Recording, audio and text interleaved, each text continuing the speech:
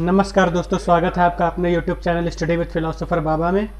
एक ऐसा प्लेटफॉर्म जहां पर आपको यूपीएससी ऑप्शनल फ़िलोसफी की तैयारी मुफ्त में और एनटीए नेट की तैयारी जो लोग जेआरएफ के लिए प्रिपरेशन कर रहे हैं उनको भी जो तैयारी है मुफ्त में करवाई जा रही है।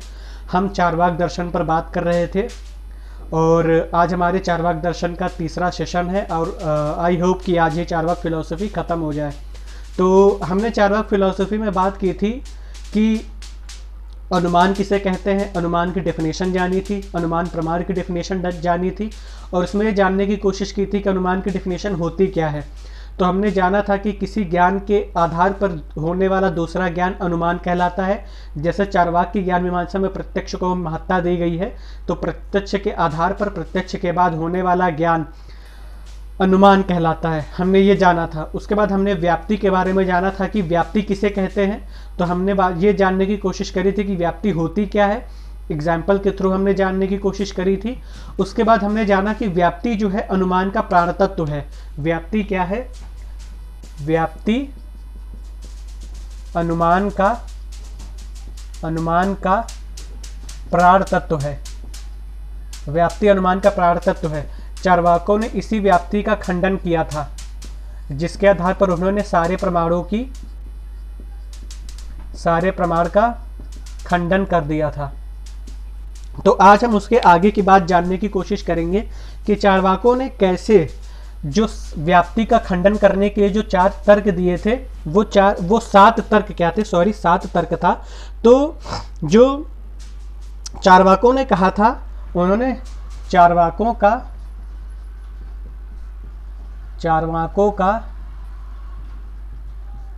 अनुमान खंडन, चारवाकों ने अनुमान खंडन के लिए 7 तर्क दिए थे। चारवाकों ने इन 7 तर्कों में कहा कि व्याप्ति का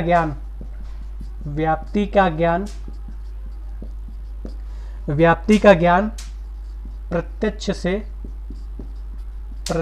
से नहीं हो सकता। व्याप्ति का ज्ञान प्रत्यक्ष से नहीं हो सकता है क्योंकि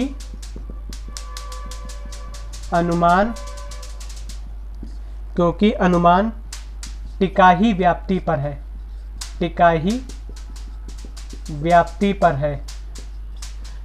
पर है। जैसे कि हम 1000 धुएं, 1000 आग देखें तो ये अनुभव पे है, हमारे अनुभव पे है। मतलब अगर हमने 1000 बार धुआं देखा और 1000 बार हमने आग देखा तो ये हमारे अनुभव में आया कि जहाँ जहाँ धुआं है वहाँ वहाँ आग है। तो यहाँ पर क्या है, एक धुआंवादी संप्रदाय हो सकता है। क्या है? एक धुआंवादी संप्रदाय हो सकता है जो कह सकता है कि जहाँ जहाँ धुआं है वहाँ वहाँ आग है। जहाँ जहाँ धुआं है वहाँ वहाँ आग है। ये मान के चलते हैं ये धुआंवादी संप्रदाय है। ये एक धुआंवादी संप्रदाय है जिसने क्या किया, 1000 धुएं देखे और उसने 1000 बार धुआं देखा तो उसने देखा कि जहाँ 1000 बार धुआं है तो 1000 बार आग भी है। तो ये उनके अनुभव में आ गया। तो इसलिए धुआंवादी संप्रदाय वालों ने कह दिया कि जहाँ जहाँ धुआं है वहाँ वहाँ आग है। तो ये है। अब मान के चलो कि कभी कोई ऐसा दिन आ सकता है, ये आगे के एग्जाम्पल हम लेंगे, उससे पहले एक और एग्जाम्पल लेते हैं कि हमारे अनुभव में होता है कि कौवा काला है। हमारे अनुभव में है कि कौवा काला होता है। जिस दिन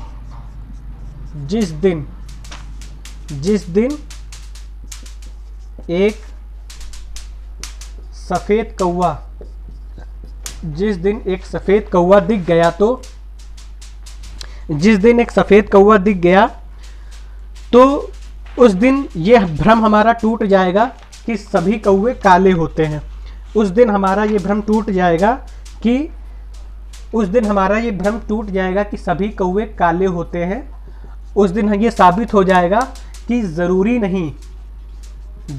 नहीं कि कौवा काला ही हो। तो चार्वाकों ने ये तर्क दिया, उन्होंने कहा कि व्याप्ति का ज्ञान प्रत्यक्ष से नहीं हो सकता है क्योंकि अनुमान टिका ही व्याप्ति पर है। और अगर हम जहाँ जहाँ धुएं हैं वहाँ वहाँ आग की बात करें तो अगर कुछ लोगों ने, यानी एक धुआंवादी संप्रदाय है, उसने 1000 बार धुआं देखा और उसके पास गए तो देखा उसके नीचे आग जल रही है, ये 1000 बार हुआ। तो उन्होंने कहा कि ये अनुभव है और अनुभव भी आधारित है व्याप्ति पर। तो धुआंवादी संप्रदाय कह देंगे कि जहाँ जहाँ धुआं है वहाँ वहाँ आग है। तो एक एग्जाम्पल और लेते हैं कि जैसे कौवा काला होता है, ये हमारे अनुभव में है कि सभी कौवे काले होते हैं, हम ये निष्कर्ष निकाल देते हैं। मान लो किसी दिन ऐसा हो जाए कि हमें एक सफ़ेद कौवा दिख जाए तो हमारा ये भ्रम टूट जाएगा कि कौवा काला हो, ये जरूरी नहीं हो सकता है, कौवा सफ़ेद भी हो सकता है। तो ये हमारा भ्रम टूट सकता है किसी न किसी दिन। तो ये चार्वाकों का तर्क है अनुमान प्रमाण के खिलाफ। अनुमान का खंडन करने के लिए व्याप्ति का खंडन करना जरूरी है। तो ये चार्वाकों का तर्क है अनुमान का खंडन करने के लिए कि जिस दिन हमें दिख गया कि कौवा सफ़ेद है तो उस दिन ये भ्रम टूट जाएगा कि सभी कौवे काले होते हैं, ये भ्रम हमारा टूट जाएगा। तो यहाँ पर क्या कोशिश की जा रही है, यहाँ पर जो कोशिश की जा रही है वो कोशिश की जा रही है कि सीमित अनुभवों के आधार पर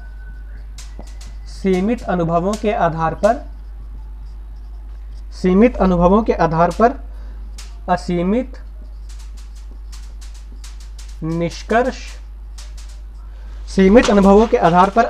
निष्कर्ष निकाला जा रहा है।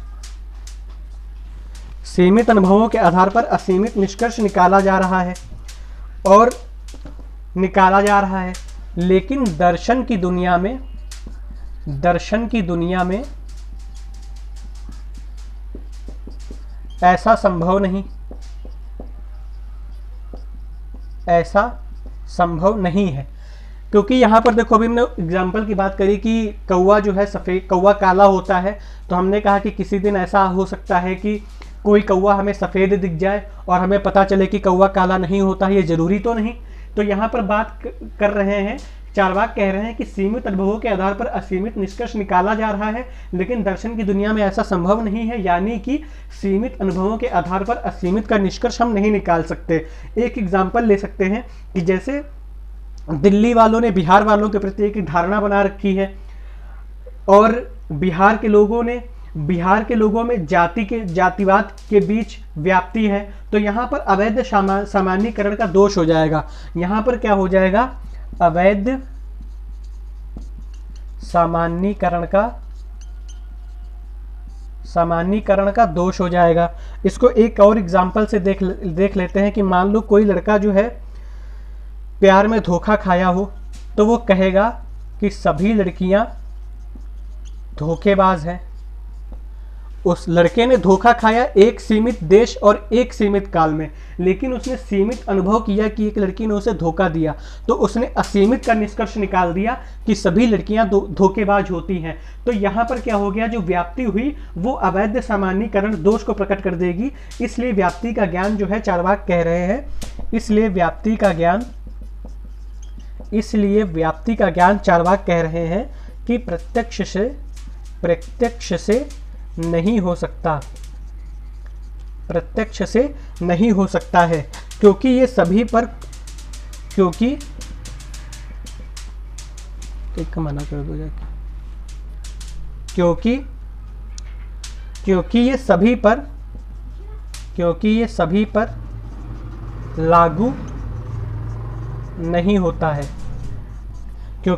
पर लागू नहीं होता है, क्योंकि यहाँ पर किसी लड़के ने एक सीमित देश एक सीमित काल में धोखा खाया तो उसने निष्कर्ष निकाल दिया कि सभी लड़कियां धोखेबाज होती हैं। तो ये सीमित अनुभव के आधार पर असीमित का निष्कर्ष निकाला जा रहा है, जो कि अवैध सामान्यीकरण का दोष हो गया। तो जब अवैध सामान्यीकरण का दोष हो जाएगा तो चार्वाक कह रहे हैं कि व्याप्ति का ज्ञान प्रत्यक्ष से नहीं हो सकता है, क्योंकि ये सभी पर लागू नहीं होता है। तो ये चार्वाकों का तर्क था। अब क्या है, ये कह रहे हैं, इनका जो दूसरा तर्क है, दूसरे तर्क के हिसाब से ये कह रहे हैं कि व्याप्ति का ज्ञान जो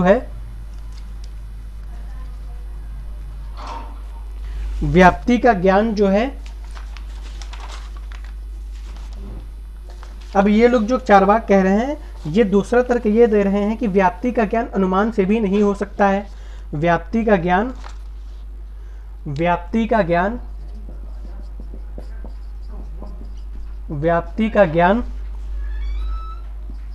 अनुमान से भी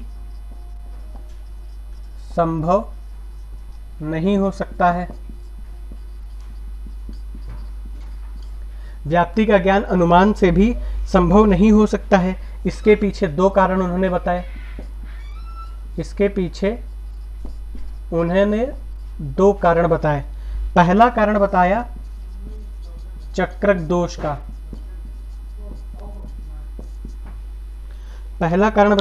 दोष का। इसमें कहा गया कि चक्रक दोष उसे कहते हैं जहां आर्गुमेंट की शेप ऐसी हो जाए। चक्रक दोष की डिफिनेशन है कि जहां आर्गुमेंट की शेप ऐसी हो जाए कि x डिपेंड हो जाए y पे, y डिपेंड हो जाए z पे और z डिपेंड हो जाए वापस से x पे। यानी कि ये साइकिल ऐसे बनेगा कि x डिपेंड है y पे, y डिपेंड है z पे और z डिपेंड हो गया x पर। तो यहाँ पर जो दोष उत्पन्न होगा वो चक्रक दोष उत्पन्न होगा। तो जहां आर्गुमेंट की शेप ऐसी हो जाए, x डिपेंड है y पे, y डिपेंड है z पे, z डिपेंड है x पे, यानी कि x y y z z x पे, तो ये दोष जो हो गया वो चक्रक दोष हो गया। इस दोष को हम चक्रक दोष कहेंगे। इससे अगर हम एक एग्जाम्पल के थ्रू समझने की कोशिश करें तो मान के चलो कि एक स्कूल है, वहाँ पर दो लड़के पढ़ते हैं, राम और श्याम। तो मैम ने राम से पूछा कि राम तुम्हारा घर कहाँ है? तो राम ने कहा कि श्याम के घर के सामने।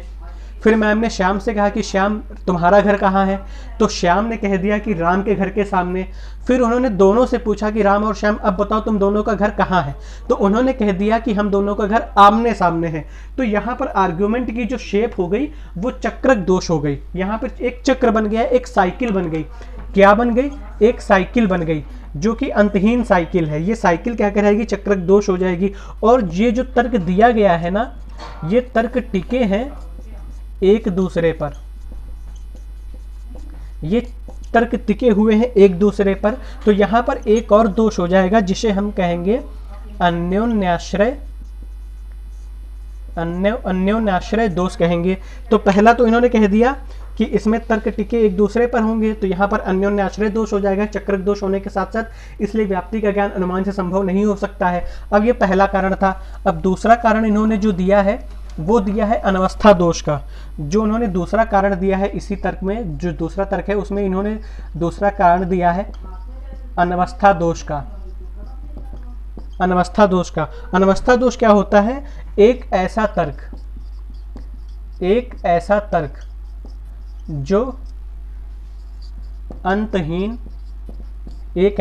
जो अंतहीन समय तक चलता रहे।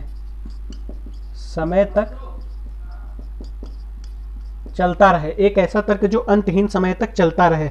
अगर हम एक एग्जाम्पल लेते हैं, अगर हम कहें कि व्याप्ति एक स्थापित हो रहा है अनुमान 2 से, और अनुमान 1 विस्थापित हो रहा है व्याप्ति नंबर 2 से, तो यहाँ पर क्या होगा? व्याप्ति का जो यहाँ पे जो साइकिल बनेगी वो पहले तो बनेगी चक्रक दोष की, और कभी ना कभी एक ऐसी अवस्था लाएगा जो एक ऐसा दोष उत्पन्न करेगा जो कि अनवस्था दोष हो जाएगी। इसलिए व्याप्ति का ज्ञान अनुमान से संभव नहीं हो पाएगा।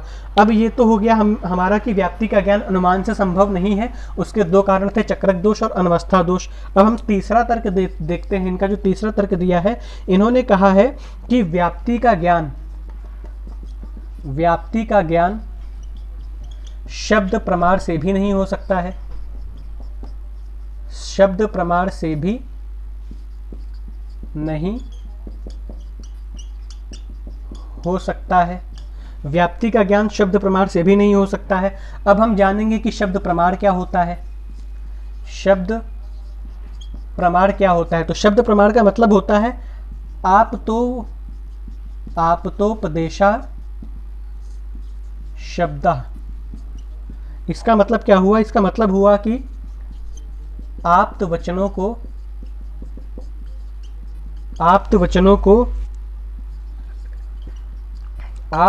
को ही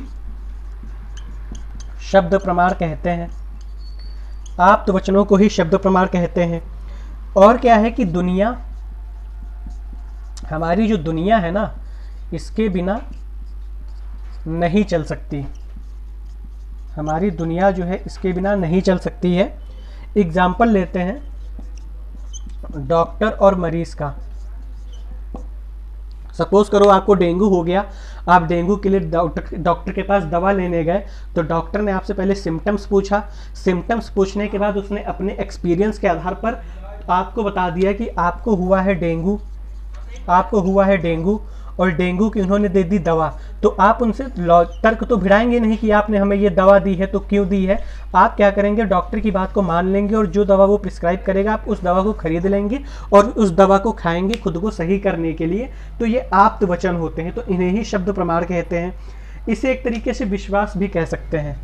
इसे एक तरीके से विश्वास भी कह सकते हैं। विश्वास का मतलब जैसे कि माता पिता के कहे गए कथन, माता पिता के कहे गए कथन, या फिर ये जरूरी नहीं कि इन्हें बोल के भी कहा जाए, लिखा हुआ भी माना जा सकता है, जैसे पुस्तक के कथन जो कि विश्वसनीय स्रोत से हो। तो ये जो है शब्द प्रमाण होता है। लेकिन अब इसमें जो है चक्रक दोष उत्पन्न हो जाएगा। चार्वाक कहेंगे कि इसमें जो है चक्रक दोष उत्पन्न हो जाएगा, वो भी दो तरीकों से।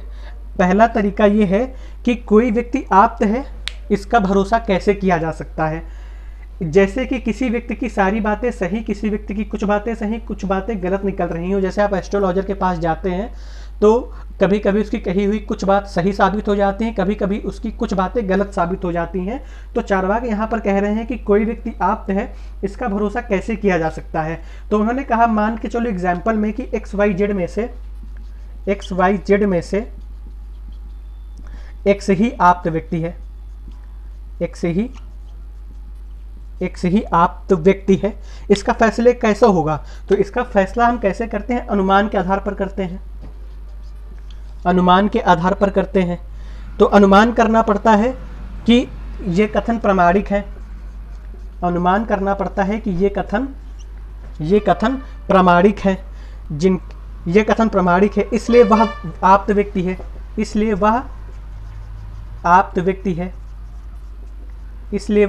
व्यक्ति है। मतलब कि XYZ में से हम मान लें कि X ही आप्त व्यक्ति है।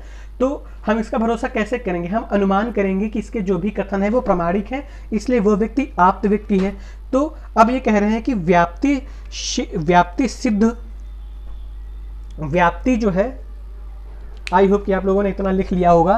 तो अब चार्वाक इसके आगे अपना तर्क दे रहे हैं कि व्याप्ति जो है सिद्ध हो रही है शब्द प्रमाण से। शब्द प्रमाण अनुमान से, और जो शब्द प्रमाण है वो प्रूफ हो रहा है अनुमान से। और अनुमान जो है, अनुमान टिका है व्याप्ति पर। हमने यही तो जाना था ना कि व्याप्ति अनुमान का प्राण तत्व है। तो इसलिए यहां पर हो गया चक्रक दोष।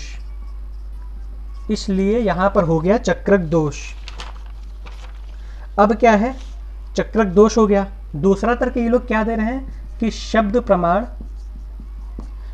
प्रमाण भाषा पर टिका है। आप कोई भी बात बोलोगे तो उसके लिए लैंग्वेज जरूरी होती है, और भाषा टिकी है दो चीज़ों पर। पहली शब्द पर, दूसरी अर्थ पर। तो शब्द और अर्थ के बीच होता है अनिवार्य संबंध। तो अनिवार्य संबंध का मतलब जैसे मुझे प्यास लगी है, मैं पानी पीना चाहता हूं तो मैं कहूंगा कि कृपया मुझे बोतल दे दें। तो ये वही अर्थ निकलेगा, सामने वाला वही अर्थ समझेगा, वही वस्तु समझेगा जिसको पीने के रूप में प्रयोग किया जा रहा है। तो यहाँ पर चारवाक कह रहे हैं कि शब्द और अर्थ के बीच में हो गया अनिवार्य संबंध, शब्द और अर्थ के बीच में हो गया अनिवार्य संबंध। तो अनिवार्य संबंध जहाँ पर होगा वहाँ पर हो जाएगा व्याप्ति। जैसे हमने जाना था कि हेतु और साध्य के बीच अनिवार्य संबंध होता है तो वहाँ पर व्याप्ति होती है। तो उसी तरह शब्द और अर्थ के बीच हो गया अनिवार्य संबंध। अनिवार्य संबंध जहाँ होता है वहाँ होती है व्याप्ति। तो अनुमान का प्राण तत्व ही है व्याप्ति, अनुमान का प्राण तत्व ही है व्याप्ति, प्राण तत्व ही है व्याप्ति। तो व्याप्ति शब्द से सिद्ध हो रही है, शब्द प्रमाण खुद शब्द और अर्थ की व्याप्ति पर टिका हुआ है, इसलिए यहाँ पर भी चक्रक दोष पैदा हो जाएगा जिससे हम बच नहीं सकते हैं। तो इस वजह से ये जो शब्द प्रमाण है, बोला कि हमें शब्द प्रमाण से भी ज्ञान संभव नहीं हो पाएगा। तो यहाँ पर अगर हम पश्चिम में बात करें तो ह्यूम जो है इसी का समर्थन करता है, संशयवादिता का, संशयवाद का समर्थन करता है ह्यूम इसी बात को पश्चिम में। तो ये हो गया कि व्याप्ति की, यहाँ पर ये सिद्ध हो गया कि व्याप्ति का ज्ञान हमें शब्द प्रमाण से भी नहीं हो सकता। अब उनका जो चौथा तर्क है वो दे रहे हैं कि व्याप्ति का ज्ञान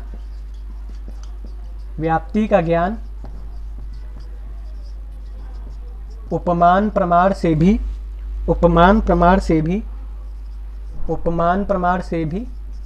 संभव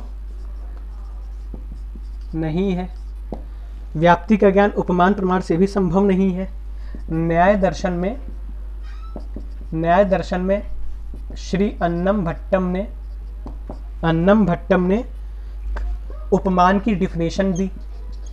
उपमान की जो डिफिनेशन दी उसमें उन्होंने कहा कि संज्ञे संबंध ज्ञानम उपमानम, संज्ञे संबंध ज्ञानम उपमानम, यानी संज्ञे का मतलब उस नाम से जाने वाले वस्तु का ज्ञान, जाने वाले वस्तु का ज्ञान उपमान कहलाता है। उस नाम से जाने वाले वस्तु का नाम उपमान, उस नाम से जाने जाने वाली वस्तु का ज्ञान उपमान कहलाता है। उपमान प्रमाण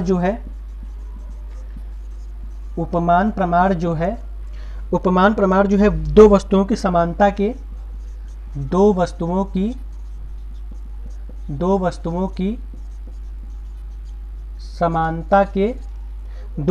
की समानता के ज्ञान पर आधारित है। अब एग्जाम्पल लेते हैं कि मान के पहले इतना समझ लो कि चारवाक कह रहे हैं कि व्याप्ति का ज्ञान जो है उपमान प्रमाण से भी संभव नहीं है, क्योंकि न्याय दर्शन में अन्नम भट्टम ने उपमान की परिभाषा दी है कि संज्ञे संबंध ज्ञानम उपमानम। तो उपमान, संज्ञे का मतलब होता है उस नाम से जाने जाने वाली वस्तु का ज्ञान उपमान कहलाता है। उपमान प्रमाण दो वस्तुओं की समानता के ज्ञान पर आधारित होता है। तो यहाँ से भी हमें व्याप्ति का ज्ञान नहीं हो पाएगा। एक एग्जाम्पल समझो कि उपमान प्रमाण कहते किसे हैं। सपोज करो कि आपका कोई दोस्त, जैसे कि आप दिल्ली में रहकर पढ़ाई कर रहे हो और आपका कोई दोस्त आपके रूम पर आने वाला है और आप उस टाइम पे बिजी हो कहीं और किसी और कारण से, तो आप उसको रेलवे स्टेशन पर रिसीव करने नहीं जा सकते। तो आपका जो रूममेट है, आपने अपने रूममेट से कहा कि देखो मेरा ये दोस्त दिल्ली आने वाला है, दिल्ली स्टेशन पे पहुंचने वाला है, उसको तुम्हें रिसीव करना है। लेकिन आपके दोस्त को आपके रूममेट ने देखा नहीं है। तो अब आप क्या करोगे कि अपने जो दोस्त आने वाला है, अपने रूममेट को उसका डिस्क्रिप्शन दोगे। वो डिस्क्रिप्शन ये दोगे कि मेरा जो दोस्त आ रहा है, जब ट्रेन रुकेगी और ट्रेन की पूरी बोगी खाली हो जाएगी, वो बाहर निकलेगा, इधर उधर झांकेगा और झांकने के बाद वो फिर वापस से ट्रेन के अंदर चला जाएगा और दिखने में बिल्कुल जावा मानव जैसा होगा। तो आपको उसे देखकर यकीन हो जाएगा कि हमारी उत्पत्ति बंदरों से ही हुई थी। तो ये आपने डिस्क्रिप्शन दिया अपने दोस्त के बारे में। तो आपका रूममेट जब गया रेलवे स्टेशन पर आपके दोस्त को रिसीव करने के लिए, तो उसने देखा कि पूरी बोगी खाली हो गई है। आपका दोस्त बाहर निकला, इधर उधर देखा, दाएं बाएं देखा, और वाकई में उसकी शक्ल जावा मानव जैसी लग रही थी। तो उसको यकीन होगा कि हमारी उत्पत्ति बंदरों से ही हुई थी। तो उसने तुरंत रिकॉल कर लिया कि यही आपका दोस्त है और उसे सही सलामत आपके रूम पर ले आया। तो इसी को हम कहते हैं उपमान प्रमाण या उपमान कहते हैं। तो चार्वाकों ने कहा कि व्याप्ति का ज्ञान उपमान प्रमाण से भी संभव नहीं हो सकता है। अब चार्वाक एक और तर्क देने जा रहे हैं। पांचवा तर्क जो है अनुमान के खंडन में, जो पांचवा तर्क देने जा रहे हैं, उन्होंने कहा कि व्याप्ति का ज्ञान जो है, व्याप्ति का ज्ञान कारण कार्य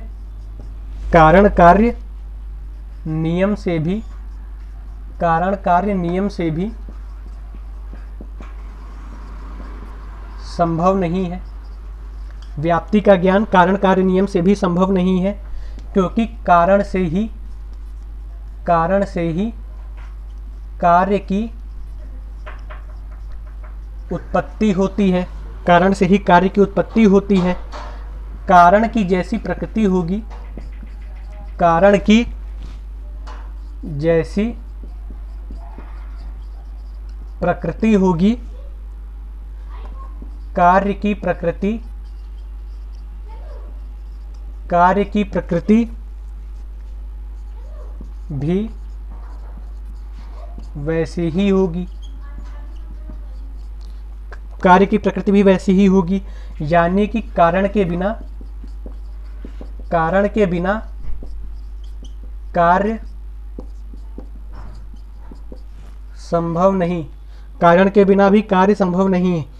तो ह्यूम इसे कहते हैं पश्चिम में ह्यूम इसे कहते हैं मनोवैज्ञानिक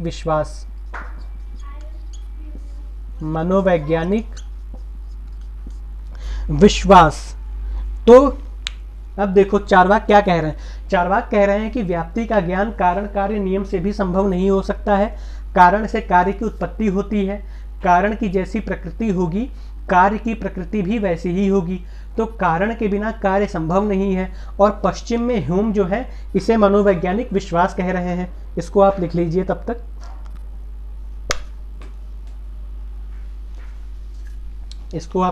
तब तक। मैं मार्कर में इंक डाल लेता हूं जरा।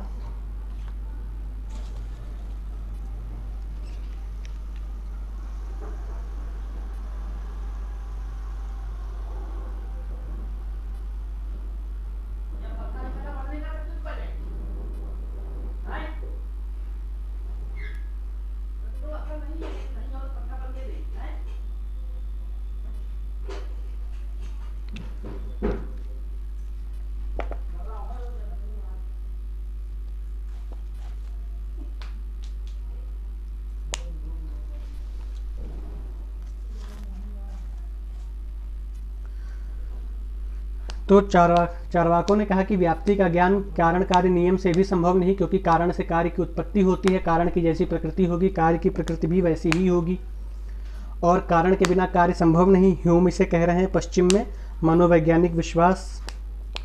तो ये जो हो गया हमारा कारण कार्य संबंध। अब इसमें बौद्धों ने जो तर्क दिया है हम उसे समझने की कोशिश करेंगे। बौद्धों का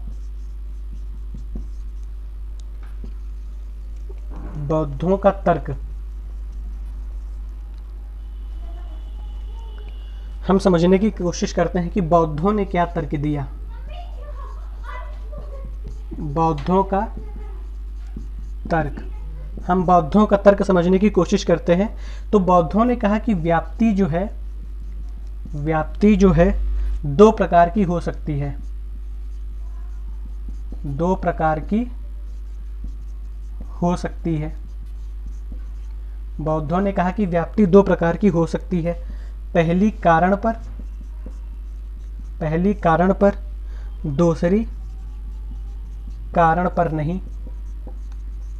दूसरी कारण पर नहीं। और बौद्ध कहते हैं कि कारण पर कैसे व्याप्ति हो सकती है। उन्होंने कहा कि संबंध ऐसा, कार्य कारण के बीच संबंध ऐसा कारण हो, जब जब कारण होगा तब तब कार्य होगा। मतलब कारण कार्य के बीच ऐसा संबंध हो कि जब जब कारण होगा तब तब कार्य होगा, एग्जाम्पल, बरसात और बादल का संबंध, बरसात बादल का संबंध मतलब कि जब जब बरसात होगा तब तब बादल अवश्य होंगे। तो ये व्याप्ति पर है और ये कारणता नियम है, यही कारणता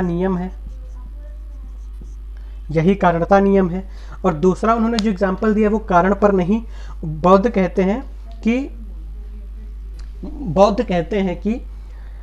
दो लोगों का लगाव है आपस में, कि जब भी मान के चलो ए और बी दो लोग हैं, अब हम दूसरे तरह की बात कर रहे हैं, ए बी पर नहीं, मानो कि ए और बी दो लोग हैं, जब जब ए को देखा तब तब हमें बी दिखा, तो हमने ये निष्कर्ष निकाल लिया कि जब जब ए दिखेगा तब तब वहाँ पर बी आवश्यक रूप से उपस्थित होगा, और अचानक से ए देखा कहीं भी तो बी होगा ही, हम इसे मान लेंगे, और ये संयोग से दिखने वाली है।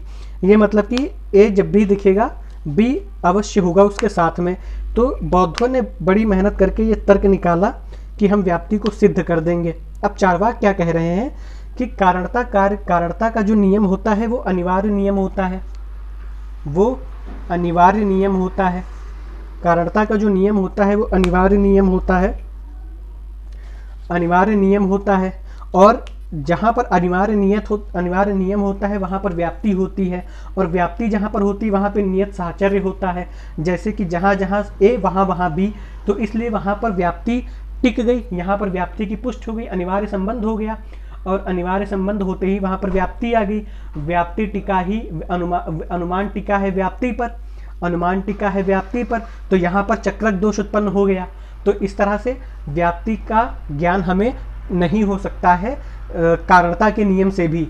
तो ये बौद्धों ने अपना तर्क दिया, चारवाकों ने अपना तर्क बौद्धों के खिलाफ दिया कि यहाँ पर अनिवार्य संबंध कारणता में हो गई, और कारणता जहाँ पर होता है, अनिवार्य संबंध जहाँ पर होता है वहाँ पर व्याप्ति होती है, और व्याप्ति जहाँ पर होती है, व्याप्ति संबंध जहाँ पर होगा वो अनुमान का प्राणतत्व होगा। तो इसलिए व्याप्ति का ज्ञान संभव हो ही नहीं सकता है कारणता नियम से भी। तो ये उन्होंने पांचवा तर्क दिया अनुमान खंडन के लिए, कारणता के नियम को भी खारिज कर दिया। बेचारे बौद्ध जो है बड़ी मेहनत करके दो तर्क लेके आए थे कि हम व्याप्ति को स्थापित कर देंगे, लेकिन चारवाकों ने कह दिया कि व्याप्ति टिकी हुई है कारणता पर, कारण कार्य नियम खुद एक व्याप्ति है, तो यहाँ पर चक्रक दोष हो गया। तो यहाँ पर अब बौद्ध लोग क्या कहते हैं कि खोदा पहाड़ निकली चूहिया। तो उन्होंने इसका भी ठीक यही बात पश्चिम में ह्यूम ने कही है, और बौद्धों के इस नियम को चारवाकों ने यहाँ पर खारिज कर दिया। अब जो छठा तर्क है, उन्होंने जो छठा तर्क दिया है चारवाकों ने, वो दिया है शर्त रहितता पर आक्षेप। छठा तर्क जो दिया है वो दिया है शर्त रहितता पर आक्षेप। ये उन्होंने छठा तर्क दिया है, शर्त रहितता पर आक्षेप।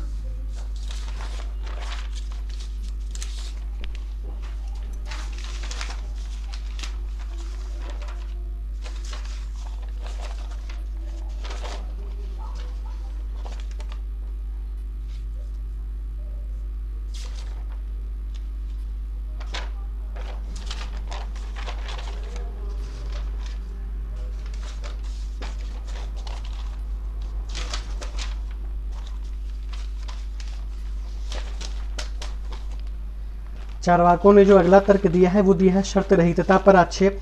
शर्त रहितता में उन्होंने क्या तर्क दिया है, चारवाकों ने कहा कि व्याप्ति व व्याप्ति नियम का मतलब तभी है जब हेतु व साध्य के बीच संबंध शर्त रहित हो। तो अब जैसे कि मान के चलो मानव सभ्यता का विकास धीरे धीरे हुआ, जब मानव सभ्यता का विकास हुआ तो उन्होंने आग देखा, फिर उन्होंने धुआं देखा, जब धुआं देखा तो उन्होंने कहा कि जहाँ जहाँ धुआं है वहाँ वहाँ आग है। अब समझ लो एक ऐसी आग भविष्य में उत्पन्न हो जाए जिसमें धुआं नहीं है, तो एक शर्त है कि जब जब लकड़ी में आर्द्रता होगी तभी धुआं निकलेगा, लकड़ी गीली होगी तो धुआं नहीं निकलेगा। और वातावरण में परिवर्तन हो जाए तो जो धुएं व आग के बीच जो शर्त थी वो हो ही ना। कितना भी अध्ययन कर लिया जाए ये दावा कभी नहीं किया जा सकता कि सारी संभव शर्तों का निराकरण कर लिया गया है।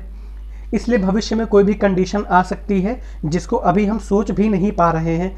एग्जाम्पल के लिए हम ले लेते हैं H2O। एग्जाम्पल के लिए हम ले सकते हैं H2O। H2O यानी कि पानी। यहाँ पर हाइड्रोजन के 2 कण और ऑक्सीजन का 1 कण मिलाकर पानी बना रहा है।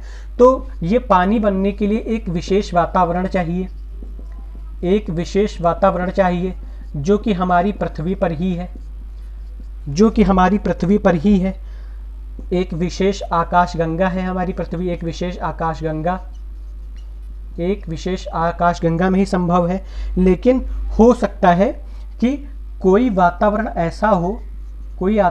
ऐसा हो जहां H2O मिलकर पानी बनाते ही ना हो, या 1000 साल बाद पता लगे, मान के चलो 1000 साल बाद हमें पता लगे, 1000 साल बाद हमें पता लगे कि H2O से किसी वातावरण में या किसी गैलेक्सी में पानी नहीं बनता है, तो व्याप्ति शर्त रहित नहीं हो सकती है और सारा खंडन अनुमान से ही कर रहे। अब यहाँ पर क्या है, तो चार्वाकों ने कह दिया कि व्याप्ति शर्त रहित नहीं हो सकती है, कंडीशन कभी भी बदल सकती है। तो ये चार्वाकों ने शर्त रहितता पर आक्षेप किया और व्याप्ति का खंडन कर दिया। अब यहाँ पर देखने वाली बात है ये कि चार्वाक जो खंडन कर रहे हैं, चार्वाक भी खंडन करने के लिए, अनुमान का खंडन करने के लिए सहारा भी किसका ले रहे हैं? अनुमान का ही। सहारा भी किसका ले रहे हैं? अनुमान का ही। तो यहाँ पर चार्वाकों पर ये एक सवाल उठता है, ये आलोचना में हम देखेंगे। और अब हम 7वें तर्क की बात करते हैं, जो कि है सार्वभौमिकता या सार्वभौमता। इसमें क्या है, न्याय दर्शन की एक कहानी है। न्याय दर्शन की हमें कहानी समझनी पड़ेगी। वो कहानी ये है कि अनुमान को सभी मानते हैं चार्वाकों को छोड़कर। ये हमने एक लिस्ट बनवाई थी, उसमें हमने देखा था कि अनुमान प्रमाण को चार्वाकों को छोड़कर शेष सभी संप्रदाय अनुमान प्रमाण को मानते हैं। तो आचार्य शंकर ने कहा कि धुएं और आग को साथ साथ देखा है कुछ ही बार, तो यहाँ पर अवैध सामान्यीकरण का दोष हो गया। तो आपने बिना आग के धुआं एक बार भी नहीं देखा है। तो ये आचार्य शंकर ने अपना तर्क दिया। लेकिन न्याय दर्शन वाले इतना बौखला गए इनके चार्वाकों के खंडन को देखकर कि उन्होंने एक कल्पना कर डाली। वो कल्पना क्या थी? न्याय की कल्पना क्या थी? प्रत्यक्ष की कल्पना थी। प्रत्यक्ष में भी 2 कल्पना कर दी, एक लौकिक प्रत्यक्ष और एक अलौकिक प्रत्यक्ष। लौकिक प्रत्यक्ष का मतलब होता है सामान्य वस्तु को देखना, अलौकिक प्रत्यक्ष का मतलब होता है सामान्य लक्षण प्रत्यक्ष। यानी कि सामान्य का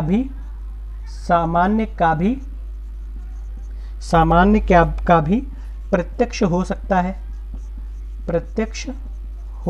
है। सामान्य का भी प्रत्यक्ष हो सकता है। तो सामान्य का मतलब होता है कि वास्तविक, मतलब जो सामान्य की सत्ता होगी या तो वो वास्तविक होगी या तो मानसिक होगी। लेकिन न्याय दर्शन में बोला गया है कि सामान्य की सत्ता जो होती है वास्तविक होती है और सामान्य सच में होता है। एग्जाम्पल अगर लें तो एग्जाम्पल ये हो सकता है कि दुनिया में 4 कुर्सियां हैं, प्लास्टिक की, लकड़ी की या कैसी भी। तो मान के चलो आपने दुनिया में 4 तरह की कुर्सियां देखी हैं। वो या तो लकड़ी की देखी या तो प्लास्टिक की देखी। लेकिन जब आप दिल्ली में गए तो आपने एक अलग तरह की कुर्सी देखी। जब आपने एक अलग तरह की कुर्सी देखी तो आपने देखा कि वो कुर्सी एक अलग ही धातु की बनी हुई है। तो आप ये कैसे पहचाने कि ये कुर्सी ही है? तो ये कुर्सी ही है। तो न्याय दर्शन के लोग कह रहे हैं कि दिल्ली में जो चीज़ देखी गई वो कुर्सी ही है। इसका एक कारण है, वो क्या है कि हमें लौकिक प्रत्यक्ष होने के साथ साथ हमें अलौकिक प्रत्यक्ष भी होता है। हमें कुर्सी देखने पर कुर्सी का गुण धर्म हमें पता चलता है। यानी कुर्सी में जो कुर्सीपन होता है, जो कुर्सित्व का गुण होता है, उसके थ्रू हमें पता लगता है कि ये चीज़ कुर्सी है, टेबल नहीं। तो ये चीज़ चार्वाकों ने, न्याय दर्शन के लोगों ने प्रूफ करा और इन्होंने कहा कि पश्चिम में सुकरात और अद्वैत इस कॉन्सेप्ट को मनोवैज्ञानिक मानते हैं। तो उन्होंने इसे बताया कि ये अनिवार्य विशेषता होती है, या कुर्सी का मतलब अनिवार्य विशेषता या विशेषता का समुच्चय जो है वो लक्षण कहलाता है, जिसे हम सामान्य लक्षण प्रत्यक्ष कहते हैं। तो अब जो है चार्वाक यहाँ पर कह रहे हैं कि न्याय दर्शन कह रहा है कि कुर्सी जैसे ही हमने देखी, कुर्सी का हमें लौकिक और अलौकिक प्रत्यक्ष हुआ। तो यहाँ पर धुआं कैसा है? धुआं अनित्य वस्तु है। लेकिन न्याय दर्शन ने जो लौकिक और अलौकिक प्रत्यक्ष की अवधारणा दी, उसमें कहा कि धुआंपन भी नित्य वस्तु है, कुर्सित्व भी नित्य वस्तु है, अग्नित्व भी नित्य वस्तु है। तो यहाँ पर दो नित्य वस्तुओं को जो संबंध होगा वो नित्य ही होना चाहिए। तो धूमत्व अग्नित्व दोनों नित्य संबंध है, इसलिए जहाँ जहाँ धुआं है वहाँ वहाँ आग है, तो हम प्रत्यक्ष कर सकते हैं। व्याप्ति यहाँ पर प्रूफ हो गई। लेकिन अब चार्वाकों ने इस पर जवाब दिया कि सत्ता जो होती है अक्सर विशेषों की होती है, सामान्यों की नहीं। कुर्सी तो होती है, लेकिन कुर्सित्व जैसा कुछ भी नहीं होता है, या कुर्सीपन जैसा कुछ भी नहीं होता है। जब पहले ही साबित हो गया है कि दुनिया के हर धुएं के साथ आग ही है, तो बार बार धुएं को देखकर आग का अनुमान करना बेवकूफ़ी है। तो यहाँ पर इन्होंने कह दिया कि यहाँ पर जो दोष उत्पन्न हो रहा है वो सिद्ध साधन दोष उत्पन्न हो रहा है। चार्वाकों ने सिद्ध साधन दोष की पुष्टि कर दी। उन्होंने कहा कि जो चीज़ पहले से ही सिद्ध है उसे हम बार बार क्यों कर रहे हैं, साबित क्यों कर रहे हैं बार बार। तो ये इन्होंने 7वां तर्क दिया सार्वभौमिकता का।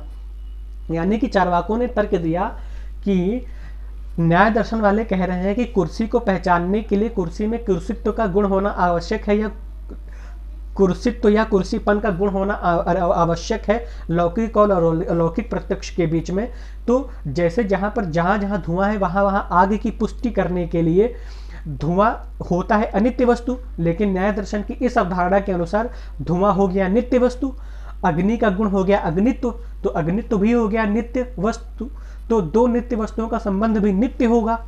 जब दो नित्य वस्तुओं का संबंध नित्य होगा, तो जब पहले ही साबित हो गया कि दुनिया के हर धुएं के साथ आग शामिल ही है, तो बार बार धुएं को देखकर आप ये अनुमान क्यों करते हैं कि यहाँ धुआं है तो इसलिए आग है? ये बात कहना तो बेवकूफ़ी है, सरासर बेवकूफ़ी है। तो चार्वाकों ने कहा कि यहाँ पर सिद्ध साधन दोष की पुष्टि हो गई, क्योंकि जो चीज़ पहले से ही सिद्ध है उसे बार बार साबित करने का कोई औचित्य नहीं है। तो चार्वाकों ने कह दिया कि व्याप्ति संभव नहीं। चार्वाकों ने कह दिया व्याप्ति का ज्ञान संभव नहीं। तो इस तरह से उन्होंने अनुमान प्रमाण का खंडन, शब्द प्रमाण का खंडन, उपमान प्रमाण का संबंध खंडन, शर्त रहितता का खंडन, और उन्होंने जो है शर्त रहितता के साथ साथ सार्वभौमिकता का भी खंडन कर दिया। और न्याय दर्शन की इस कल्पना को, जिसका नाम न्याय दर्शन की इस कल्पना को जिसे इन्होंने लौकिक और अलौकिक प्रत्यक्ष के आधार पर दिया है, उसका भी इन्होंने खंडन कर दिया है। तो इस तरह से जो है इस चीज़ का खंडन हो गया कि व्याप्ति प्रूफ नहीं की जा सकती है। व्याप्ति जो है प्रूफ कभी भी नहीं की जा सकती है। तो इस तरह से व्याप्ति का ज्ञान कभी नहीं हो सकता है। तो इन्होंने प्रूफ कर दिया कि व्याप्ति प्रूफ नहीं हो सकती है। अब हम देखेंगे कि चार्वाकों की आलोचना कैसे की गई है। अब हम चार्वाकों की आलोचना के बारे में पढ़ने की कोशिश करेंगे कि चार्वाकों की आलोचना क्या है। आपको हमने बुक बताई थी शोभा निगम की। शोभा निगम में चार्वाकों की आलोचना दी गई है, लेकिन फिर भी हम चार्वाकों की क्या आलोचना की गई उसे हम आपको बता देते हैं कि चार्वाकों की आलोचना की कैसे गई है।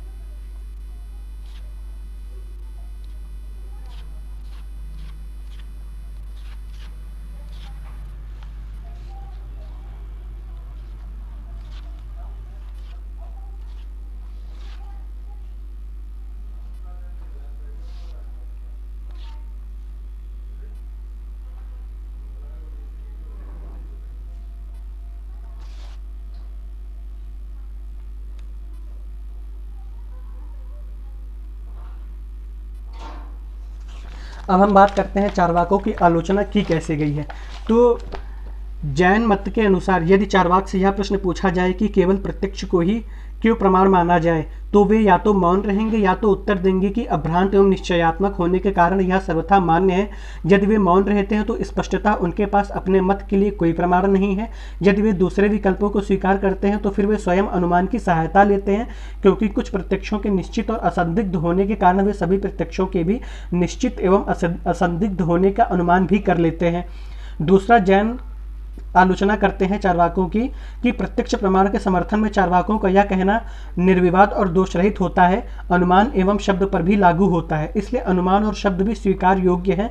यदि चार्वाक यहाँ यह कहें कि अनुमान और शब्द कभी कभी दोषयुक्त होते हैं अतः प्रमाण नहीं है, तो फिर यह आक्षेप प्रत्यक्ष पर भी लगाया जा सकता है, क्योंकि कभी कभी प्रत्यक्ष भी दोषयुक्त और भ्रमात्मक होता है, जैसे कि रज्जु में सर्प का प्रत्यक्ष, सीपी में चांदी का प्रत्यक्ष। दूसरा, जैन ही वाले तीसरा आरोप लगाते हैं आलोचना में कि परलोक, पुनर्जन्म जैसे अप्रत्यक्ष विषयों का खंडन के क्रम में अनुमान का ही सहारा लेते हैं। इन्हें न देख पाने के कारण वे इसका अभाव का अनुमान करते हैं। चार्वाक जब अपने विपक्षियों से तर्क करते हैं तो उस समय भी वे विपक्षियों के शब्दों से उनके विचारों का अनुमान लगाते हैं। बिना अनुमान को माने चार्वाक किसी वाद विवाद की प्रक्रिया में भाग नहीं ले सकते। व्यवहारिक जीवन की सफलता के लिए अनुमान को ज्ञान के यथार्थ साधन के रूप में स्वीकार करना आवश्यक है। दैनिक जीवन में तर्क वितर्क साध्य प्राप्ति हेतु साधनों का चयन, वैज्ञानिक अनुसंधान आदि के लिए अनुमान आवश्यक है। बौद्ध दर्शन के सौतांत्रिक मत के अनुसार हमें व्याय वस्तु की सत्ता का ज्ञान प्रत्यक्ष से न होकर अनुमान के माध्यम से होता है। चूंकि चार्वाक व्याय वस्तु की सत्ता को तो स्वीकार करते हैं, इस रूप में वे अनुमान की प्रामाणिकता स्वीकार करने के लिए विवश हैं। यदि अनुमान को प्रमाण के रूप में स्वीकार न किया जाए तो हमारे दैनिक जीवन का संचालन अत्यंत कठिन हो जाएगा। चार्वाक ने अनुमान का खंडन जिन जिन तर्कों से किया है वे तर्क कालांतर में अनुमान की ही पुष्टि करते हैं। अनुमान का यह तत्व तर्क है। तर्क और अनुमान मानसिक क्रियाएं हैं, अतः दोनों अभौतिक हैं। चार्वाक अभौतिक सत्ताओं को स्वीकार नहीं करता, परंतु उसे अपने निष्कर्ष पर पहुंचने के लिए अभौतिक प्रक्रियाओं का सहारा लेना पड़ता है। सिद्धांत या विचार अभौतिक है, इसलिए उन्हें अनुमित ही किया जा सकता है, प्रत्यक्ष नहीं। स्पष्ट है कि अनुमान के अभाव में चार्वाक अपने विचार तक नहीं पहुंच सकता है। तो अब हम यहाँ अगर मूल्यांकन करें तो चार्वाकों के प्रत्यक्षवादी ज्ञान मीमांसा में गंभीर विसंगतियाँ विद्यमान हैं। वे अनुमान शब्द और उपमान के खंडन में तर्कतः सफल नहीं हो पाए हैं, फिर भी इनके ज्ञान मीमांसी विचारों की अपनी महत्ता है। इनके ज्ञान मीमांसी विचारों ने भारतीय विचारकों के समक्ष अनेक समस्याएं पैदा की, जिनका समाधान करने के लिए वे विवश हुए। फलस्वरूप भारतीय दर्शन पुष्ट, समृद्ध और विकसित हुआ। पुनः चार्वाक विचारकों ने भारतीय दर्शन को रूढ़िवादी और अंधविश्वासी होने से बचाया। चार्वाकों ने प्रत्यक्ष प्रमाण पर जो बल दिया उसका प्रभाव भारत के वस्तुवादी दर्शनों पर भी पर्याप्त रूप से पड़ा है, और उन्होंने चार्वाक के प्रत्यक्षवाद या अनुभववाद को अपने वस्तुवाद में सम्मिलित करने का प्रयास किया है। चार्वाक का ज्ञान मीमांसी विचार प्राचीन भारतीय चिंतन के बहुआयामी दृष्टिकोण एवं वैचारिक स्वतंत्रता को इंगित या प्रदर्शित करता है। तो ये हमने देख लिया चार्वाकों से रिलेटेड कि उन्होंने जो अनुमान प्रमाण का खंडन किया, व्याप्ति का खंडन किया, उन्होंने जो तर्क दिए उसके अगेंस्ट में जो भी आलोचनाएं थी वो हमने देख लिया। 7 तरह की आलोचनाएं दी गई थी, जिसमें से 4 तो जैनियों ने दी, 1 बौद्धों ने दी, बाकी अलग अलग दार्शनिक संप्रदायों ने दी। उसके बाद हमने मूल्यांकन भी देख लिया चार्वाक की ज्ञान मीमांसा का। अब हम इसके बाद पढ़ने वाले हैं चार्वाकों की तत्व मीमांसा। और तत्व मीमांसा में हम पढ़ने के बाद तत्व मीमांसा में हम बात करेंगे ईश्वर संबंधी विचार, जगत संबंधी विचार, आत्मा संबंधी विचार। ये हम सारी की सारी चार्वाकों की तत्व मीमांसा में अध्ययन करेंगे। इसी के साथ हमारा चार्वाक का ज्ञान मीमांसा का जो टॉपिक है वो ख़त्म हो गया है। तो तब तक के लिए आप चार्वाक की ज्ञान मीमांसा जो कि पूरी ख़त्म हो गई है उसे आप रिवाइज़ करिए, और उसको रिवाइज़ करके उसको अपने जहन में बिठा लीजिए, क्योंकि जो तत्व मीमांसा है वो भी कहीं ना कहीं चार्वाकों की ज्ञान मीमांसा से ही प्रभावित है। तो हम मिलते हैं अगले सेशन में। अगले सेशन में हम देखने की कोशिश करेंगे कि चार्वाकों की तत्व मीमांसा क्या है और चार्वाकों की नीति मीमांसा क्या है। इसी के बाद हमारा चार्वाक दर्शन समाप्त हो जाएगा। फिर हम उस पर यूपीएससी से रिलेटेड क्वेश्चन देखेंगे और उसके आंसर राइटिंग आपको करनी है। मिलते हैं अगले सेशन में, तब तक के लिए धन्यवाद।